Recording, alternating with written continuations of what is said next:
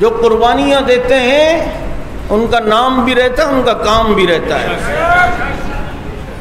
اس سے پہلے بہت سی جماعتیں آئیں جو عظمت صحابہ کے لیے کام کرنے لگیں، لیکن جب ان کا بانی قبر میں گیا تو ساتھ میں ان کا مشن بھی گیا۔ بہت کام کیے بہت سے علماء نے اپنے اپنے دور میں۔ ابن تیمیہ رحمۃ اللہ علیہ نے، میں اور دوسرے نام نہیں لیتا، ہمارے بزرگ ہیں، قبر میں گئے تو کاش بھی گیا،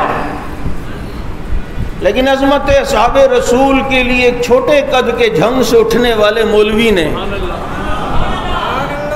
قربانی دیے، مارے کھائی ہیں، اسے بہت تشدد کا نشانہ بنایا گیا، لیکن اس کے باوجود وہ کہتا تھا کہ میں دیکھنے میں تو ہڈیوں کا پنجرا ہوں، لیکن میری استقامت جبل احد سے زیادہ ہے۔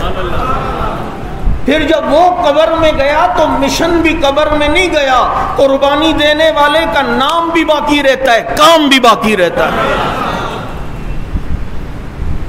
کتنا کچھ ہوا۔